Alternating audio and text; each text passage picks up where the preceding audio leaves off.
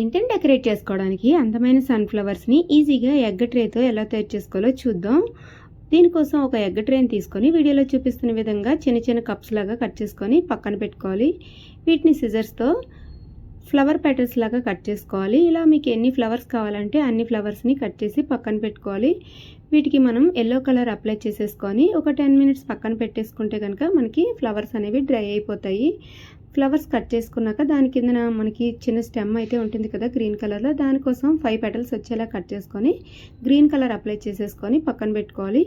Sunflower seeds కోసం ఈ విధంగా మనం ఎగ్ ట్రేని కట్ చేసేసుకొని గ్లూ అప్లై చేసేసుకొని ఇలా రోల్ చేసేసుకుంటే సన్ఫ్లవర్ సీడ్స్ అనేవి రెడీ అయిపోతాయి. వీటికి బ్రౌన్ అలాగే బ్లాక్ కలర్ అప్లై చేసేసుకుంటే అందమైన సన్ఫ్లవర్ సీడ్స్ కూడా రెడీ.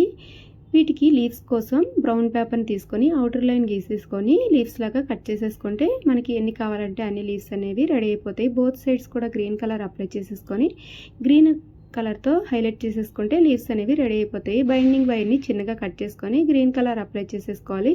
ఇప్పుడు ఈ సన్ఫ్లవర్ సీడ్స్లో ఈ బైండింగ్ వైర్ గుచ్చేసుకొని గ్లూ అప్లై చేసేసుకొని ఒకదాని తర్వాత ఒకటి 2 ఫ్లవర్ పెటల్స్ని నీట్గా పెట్టేసుకొని కిందన గ్రీన్ కలర్ స్టెమ్ కూడా పెట్టేసుకుంటే అందమైన సన్ఫ్లవర్ అయితే రెడీ అయిపోతుంది. ఇప్పుడు తయారు చేసుకునే లీవ్స్ని కూడా అటాచ్ చేసేసుకుంటే అందమైన సన్ఫ్లవర్స్ ఎంతో ఈజీగా ఇంట్లోనే మనం రెడీ చేసుకోవచ్చు. దీనికి పార్ట్ కోసం వేస్ట్గా ఉన్న మాయిశ్చరైజర్ బాటిల్కి బ్లాక్ కలర్ అప్లై చేసేసుకొని థర్మోకోల్ షీట్ని విధంగా పెట్టేసుకొని బ్రౌన్ కలర్ అప్లై చేసేసుకొని ఫ్లవర్స్ పెట్టేసుకుంటే అందమైన సన్ఫ్లవర్స్ అయితే ఈజీగానే మన ఇంట్లో తయారు చేసేసుకోవచ్చు. ఇవి ఎక్కడ పెట్టినా కూడా చాలా అందంగా ఉంటాయి. వీటిని మనం ఆన్లైన్లో లేదా ఆఫ్లైన్లో కొనాలన్నా కూడా 300 to 500 అయితే పెట్టాలి. అలా కాకుండా ఇలా ఇంట్లోనే మనం ఈజీగా తయారు చేసుకోవచ్చు.